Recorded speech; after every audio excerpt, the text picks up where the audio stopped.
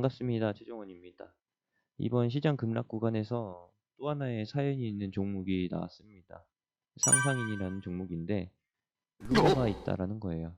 루머 아주 갖가지 소식이 다 있는데 원래 얘도 치매 치료제 쪽으로 엮여서 테마가 형성됐던 적이 있거든요.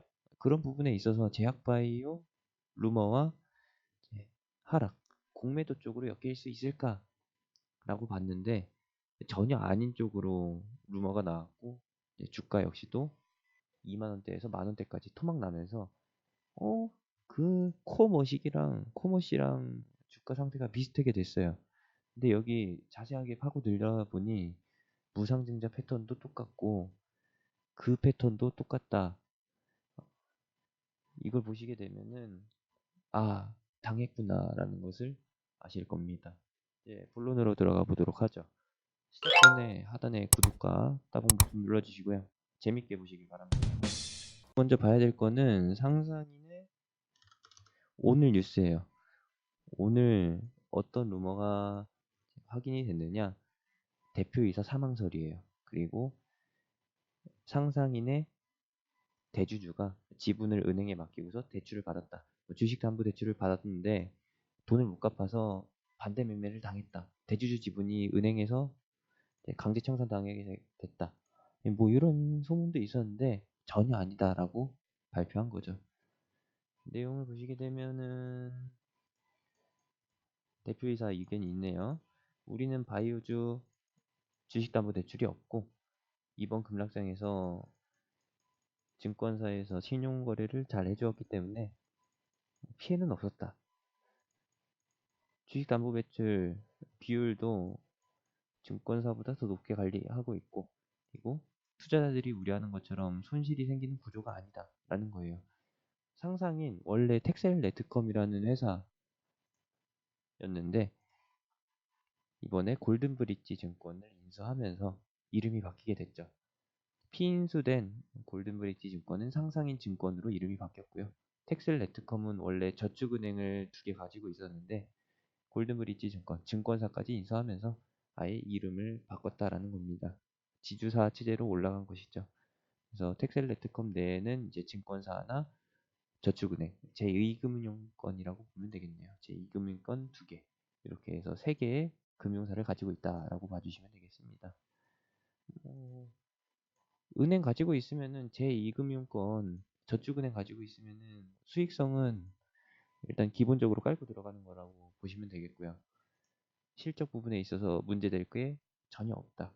그러므로 이 상상인은 그냥 천천히 제 흐름으로 유지되거나 아니면은 이러한 이슈가 발생되면서 급변할 수 있다.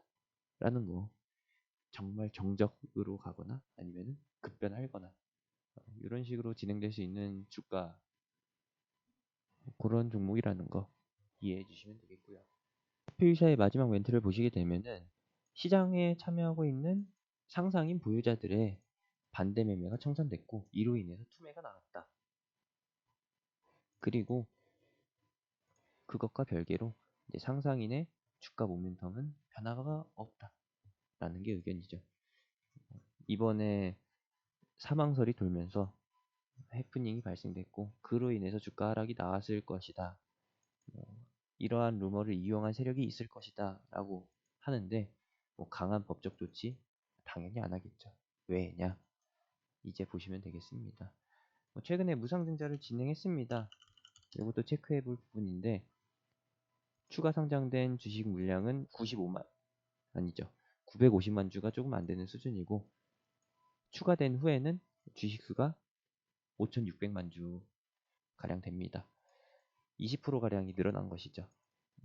기존에 4,500만 주 정도가 있었고 그리고 20%가 늘어나서 943만 8,840만 주가 늘어나서 5,584만 8,313주가 됐다. 주식수는 의미가 없어요. 왜냐면 무상증자는 말 그대로 주식이 추가되는 것이고 추가되는 만큼 주가가 희석되는 것이기 때문에 주가가 20%가량 하락하는 거 2만원대에서 16,000원, 17,000원대까지 하락하는 것은 당연하다고 볼 수가 있어요. 권리락 걸리는 기준으로 봤을 때는 23,000원 수준이었기 때문에 여기서 20% 하락. 18,000원이 되는 거는 정상적이다 라고 볼 수가 있는 거예요. 8월 2일 주가까지는 정상적인 하락이다 라고 보시면 되는 거겠고, 그 이후에 나온 하락은 원인이 따로 있었다라는 것이죠. 제가 요즘에 계속 보여드리는 건데 얘도 이걸 봐야 됩니다. 대차장과 공매도 비중. 최근 7월달의 변동을 보시게 되면은 6월달 무상증자 권리락이 들어가기 전에 12% 수준까지 늘어났었는데 최대는 13%죠. 5월 27일 13%.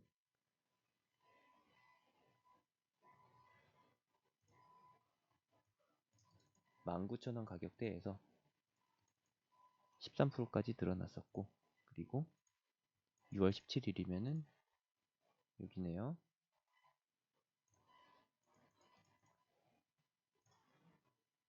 17,000원 중반대. 17,000원 중반대에서 약 4%가 감소했다. 3, 4%가 감소했는데 17,400원 정도에 사서 18,000 중반대에 팔면은 공매도의 수익률은 7% 정도라고 보시면 되는 건데 이 정도는 가볍다라고 쳐요. 그리고 나서 그 다음을 보시게 되면은 그 이후에는 증가폭, 감소폭이 1, 2% 내외다.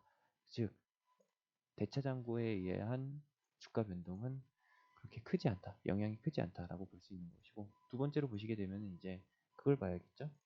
첫 번째는 대차장고였고, 두 번째는 공매도 비중을 보시면 되겠습니다. 공매도 비중을 보겠습니다. 공매도 비중은 요란해요. 6월 달에 공매도 비중이 21%까지 늘어요.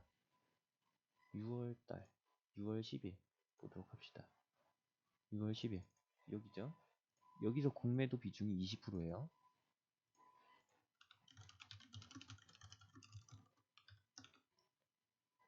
공매도 비중 20%라는 거는 유통주식 물량 중에서 20%가 공매도로 사용됐다라는 것이죠.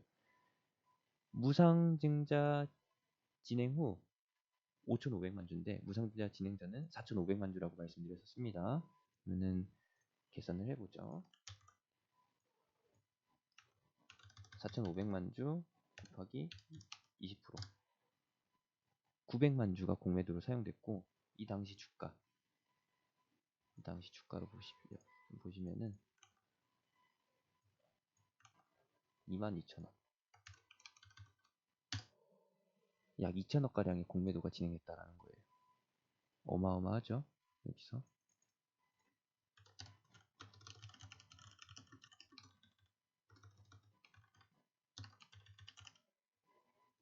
어마어마한 겁니다. 이 정도면은.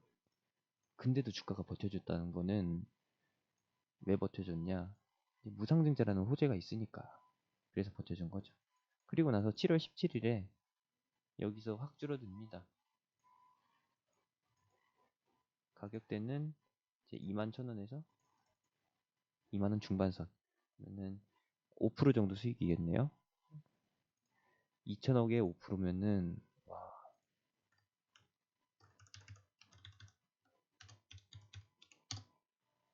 100억. 짧은 기간에 공매도로 100억의 수익을 냈었고, 그리고 그 다음을 보도록 합시다. 다시 6월 24일에 10%가 늘어나요. 6월 24일에 10%가량의 공매도가 또 증가합니다. 는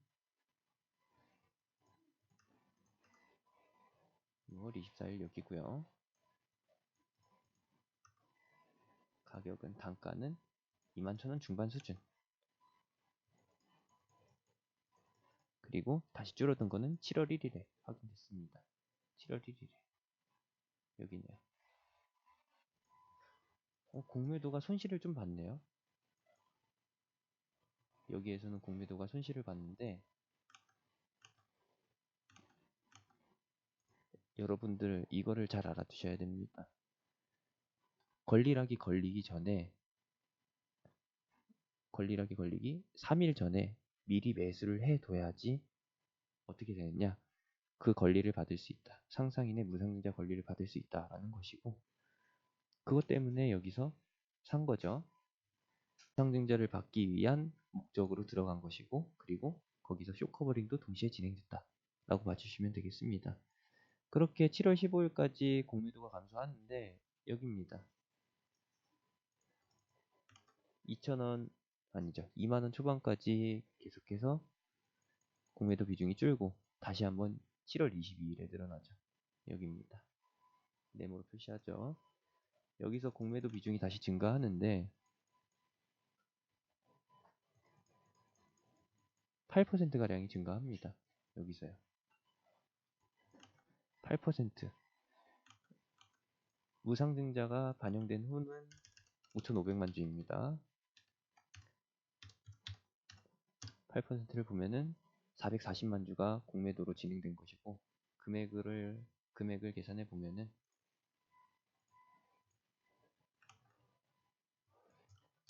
2만 원이네요. 880억이 공매도로 나왔다 라는 거예요. 그리고 나서 7월 29일 전후에 청산이 됩니다. 여기네요. 무상증자 물량이 시장에 풀릴 때쯤. 그러면은 대략적으로 18,000원 초반선, 18,300원 정도로 봅시다. 여기서 여기까지는 약 10%, 9%로 보면은 18,000원 정도에 사서 2만원에 매도한 것과 똑같습니다. 그럼 880억에 0.9%. 여기서 80억의 공매도 차익 실현을 진행했네요. 그리고 나서 다시 한번 최근에 5%가량의 공매도가 발생했습니다. 7월 29일까지는 2.6%, 그리고 8월 5일 이전에 이 사이 구간에서 5%가 늘어난 것이죠. 다시 계산을 해보면은 5,500만 주 곱하기 5% 그러면은 275만 주. 단가는 낮게 잡아서 18,000원으로 보면은 500억가량의 공매도가 나왔다. 오늘 해명 뉴스가 나왔는데 이와 함께 쇼커버링이 진행됐을 가능성이 있어요. 그러면은 18,000원 정도에서 500억가량의 공매도가 나왔고, 오늘 쇼커버링 9,000원에서 만원 사이에 쇼커버링이 들어갔으면은, 환매수에 들어갔으면은 수익률은 어느 정도냐? 대략 9,500원에 사서 18,000원에 판 거니까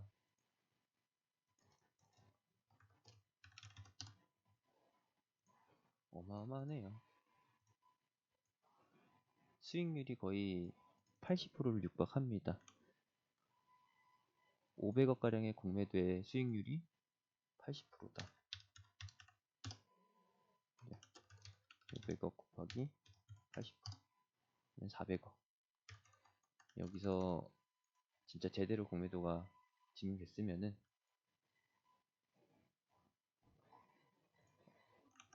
표현하기도 좀 그렇네요. 지금 시장이 이런 상황이라는 거. 앞에 코미팜도 유사한 수준이었죠. 이렇게 해서 상상인도 근거 없는 루머에 의해서 그 사이에서 공매도가 이렇게 진행됐다라는 거. 부유자분들 이거 팩트 체크하고 가시면 되겠습니다. 회사 측에서는 주가 모멘텀의 변화가 없다라고 하니까 V자 반등 나올 가능성이 높아요. 제약바이오, 심리가 무너진 제약바이오처럼 장기적으로 들고 가기 힘든 그런 종목들이 아니라는 거, 그거 확인해 주신다면은 이제 상상인의 V자 반등 기대해 볼 수 있겠죠.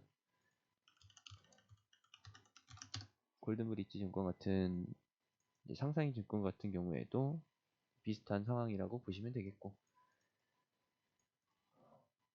시장에서 지금과 같은 하락장에서 V자 반등을 노리고 단타를 진행하신다면은 이런 종목들도 나쁘지 않다라는 거 참고하시면 되겠습니다. 여기까지입니다. 상상인도 굉장히 처참한 상황이네요. 보유자분들, 주주분들 힘내시길 바라고요. 또 다른 사연 있는 종목으로 찾아뵙도록 하겠습니다. 이상 상상인 종목 분석이었습니다. 감사합니다.